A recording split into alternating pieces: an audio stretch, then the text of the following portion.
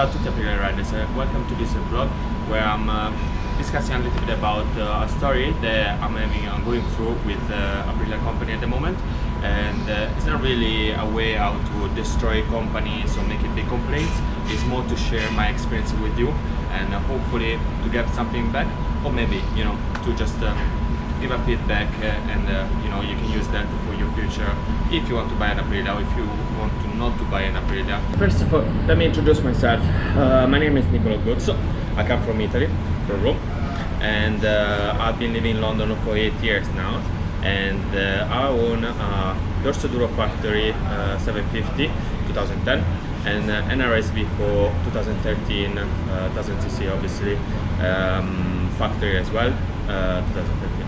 On the thumbnail I'm talking about the RSV4, but my story actually started with the Dorso Duro, which is several months ago. So you need to know that I live in the west side of London, very close to Heathrow. So when I looked for Aprilia dealerships, the few dealerships that I could find, or at least the closest one, is this one. Let me tell you a little bit about this. So urgent service lights goes on, the bike stops, cannot start it anymore. It starts maybe for a few seconds and then the ECU stops the bike. I'm taking the bike to the mechanic. The mechanic for 2 weeks every day is calling me, asking me what did I do to this bike. And at some point I was, because I could see that we were not going forward with this, I needed my bike. I used my bike to go to work. So once that I realized what it could be the problem, what I decided to do is that just to pop in at the mechanic shop. And what happened after? They walked me through the workshop and I see from far my Dorso Duro parked on a side where there was obviously not enough space for other bikes, with a chair on the top of my bike. So now I'm just assuming that there was no space for this chair. But you, Aprilia dealership, you're putting a chair on the top of my Aprilia Dorso Duro 750 factory, all in carbon fiber, just like that, because you don't have space. To go on with our story, several months after, so at that time I had a Dorso Duro and a CBR 600. Once that the bike was finally fixed after almost 2 weeks and a half, and a price of £450. The problem? Just the key switch. The antenna was broken, but Aprilia doesn't sell only the antenna. You have to change the whole key switch. So now I got another spare key switch which I don't use, that cost £450 just because the antenna was broken and I couldn't do anything for it.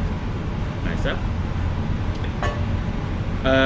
Several months after, I sold my CBR and I decided with that money to actually buy an RSV4 factory. Got it from this dealership for the price of £8,200, and it was winter time. So obviously I couldn't use that bike in London, not that often at least. I barely used it 6 times since I bought it. We're talking about end of January. Now we are almost July, and I used it maybe 6 times. So what happened exactly a month and a half ago, I washed my bike on Saturday. I started it, everything was normal. I put it back in my garage, and the day after I have a ride with my friends. I'm going for the ride at 8 o'clock in the morning. I try to start the bike and the bike doesn't start, the urgent service light, like that. And I'm like, okay. So then I go on the dashboard, check the vehicles, and I see DSB08. Go on internet and check, and I found there is an oil pressure sensor fault. Take it to the Aprilia dealership, the one that is, I put a chair on my Dorso Duro. Thank you very much again, by the way. I brought my bike to the Aprilia dealership the 10th of June. Today we are the 28th of June. So I haven't seen my bike in almost 3 weeks now. And we're going for a month that my bike is parked in that shop.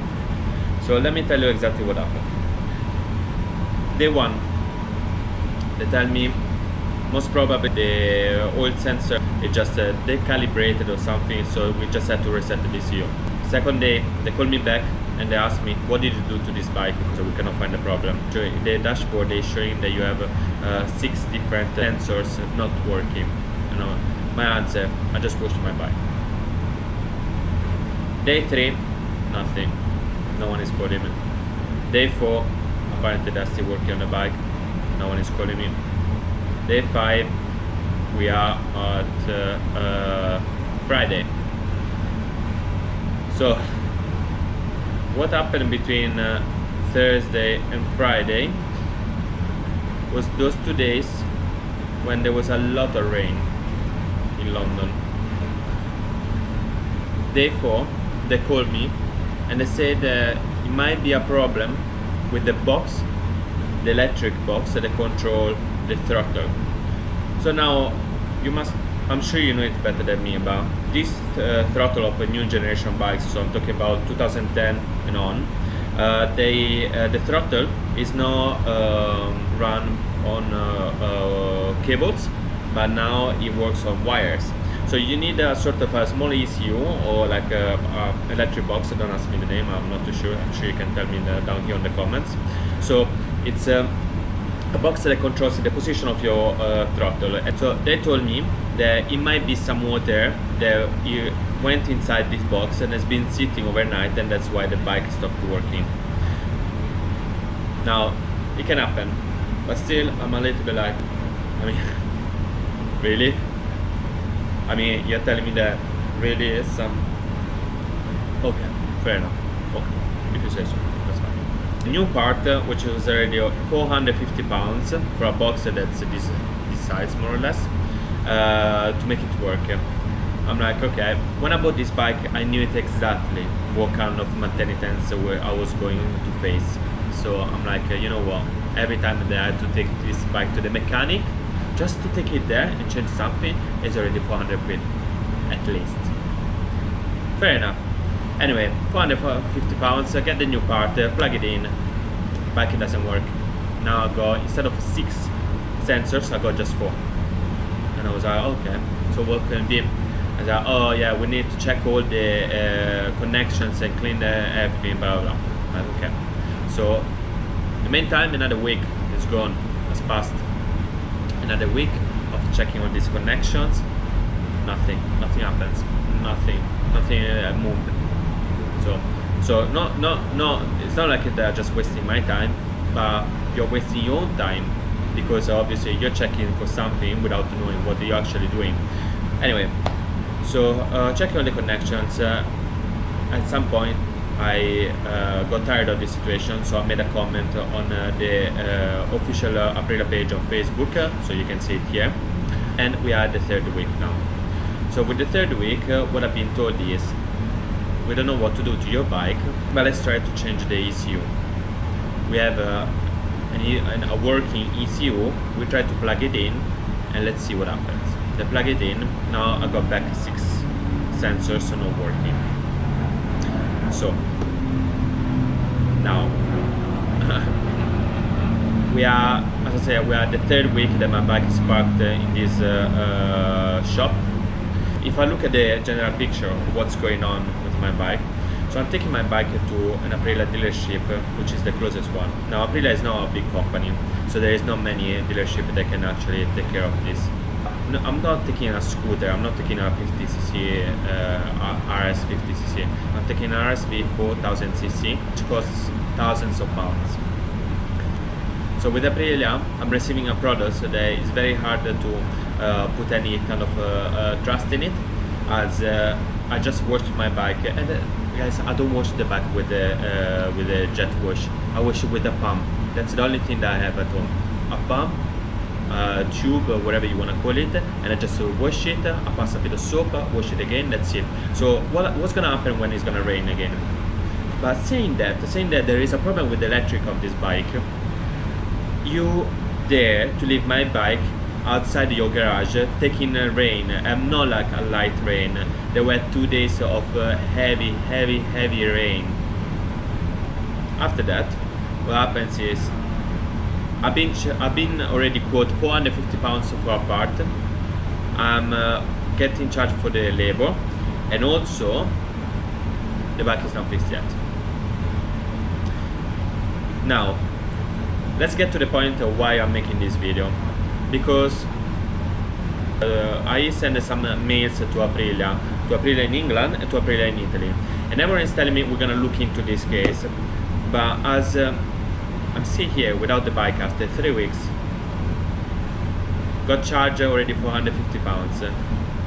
I will be charged for the labor, and as I said, I'm not taking a scooter to you, but I'm taking one of the most expensive bikes that you actually have on the market. The kind of customer service that I'm getting is that when I drive by in front of the shop, I see my bike getting all the rain, knowing that there is an electric problem with the bike. They make beautiful bikes. When they work, they actually work very well. I love my Dorsoduro and I love my RSV4. Here I'm not talking about the bike in itself, I'm not talking about the problem with the bike, I'm talking about the way how you manage the problem. I mean, instead of taking the problem and making it like a way how to improve yourself, you're taking a problem and you're letting it sit there, and you're not doing anything. And what I'm getting back is that I had to chase this mechanic, I had to chase Aprilia, I had to send emails, still without bike after 3 weeks.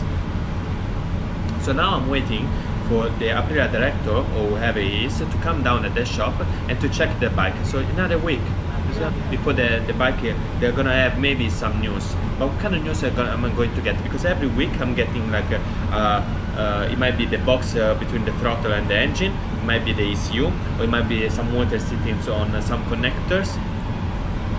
And this is taking time.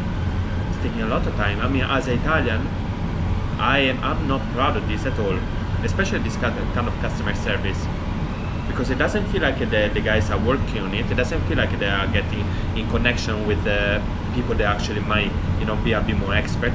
It just feels like my bike is sitting there. Sometimes when they have time, they try to work on it, and then because they cannot find it, they leave it there and they go there the day after. This bike should be a way how to relax, how to enjoy yourself, how to you know, learn how to go on the bike, go to the track. But if like such a small problem like an electric faulty it becomes so big, and I'm not talking about the expenses in itself, but I'm talking about there is a problem, and this problem has been going on for 3 weeks, and then there is the customer service, which they always you know, give you a sort of we're gonna look into it, but then we're talking about 2 weeks waiting with them, and then after that you have to call your mechanic and it tells you, oh yeah, we can fix it, but then it tells you as well, oh, it might be this one, it might be that one, and so you start changing parts, and you don't know exactly where you're going with these problems. But also then it tells you, I need to call somebody else to come and have a look on the bike, because I don't see these bikes very often, and so you'll be like, oh, wait a second, like, so you don't know how to fix it,